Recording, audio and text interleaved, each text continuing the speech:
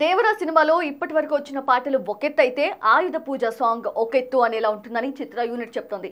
అయితే అదిగో ఇదిగో అని ఊరిస్తున్నారే తప్ప ఈ పాటను మాత్రం రిలీజ్ చేయడం లేదు మేకర్స్. ఇదే హైప్తో ఆయుధ పూజను డైరెక్ట్గా థియేటర్స్లోనే రిలీజ్ చేసేలా ఉన్నారు. కానీ థియేటర్స్లో ఆయుధ పూజకు అంతా పోతారని అంటున్నారు. అనిరుద్ ఆ రేంజ్ ట్యూన్ ఇచ్చాడని టాక్. అయితే దేవరకు ఆయుధ పూజ ఎంత ఆయువు పట్టో పుష్ప 2 సినిమాలో కూడా అలాంటి పాట ఒకటి ఉందని తెలుస్తోంది. Present Pushpa 2 shooting Ramoji film సిటీలో జరుగుతోంది.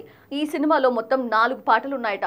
ఇప్పటికే పుష్పరాజ్ సూసేకి సాంగ్ రిలీజ్ అవగా చార్ట్ బస్టర్స్ అయ్యాయి. అయితే జాతర పాట మాత్రం సినిమాకే హైలైట్ గా నిలుస్తుందట.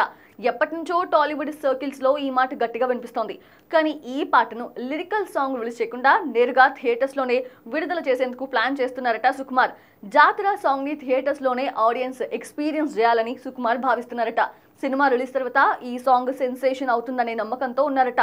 మొత్తంగా ఈ పాటకి థియేటర్స్ దద్దరిల్లడం ఖాయమని టాక్. అలాగే జాతర బ్యాక్ డ్రాప్ లో వచ్చే యాక్షన్ ఘట్టాలు అద్భుతంగా వచ్చినట్లు తెలుస్తుంది. ఈ సినిమా షూటింగ్ అక్టోబర్ చివరి నాటికి పూర్తి కాబోతోందని సమాచారం. ఈ సినిమాలో రష్మిక హీరోయిన్ గా నటిస్తూ ఉండగా మైత్రి మూవీ మేకర్స్ భారీ బడ్జెట్ తో నిర్మిస్తోంది. దేవిశ్రీ ప్రసాద్ సంగీతం అందిస్తున్నాడు. మరి సెప్టెంబర్ 27న రానున్న దేవరా ఆయుధ పూజ, డిసెంబర్ 6న రానున్న పుష్ప 2లోని జాతర సాంగ్స్ ఎలా ఉంటాయో చూడాలి.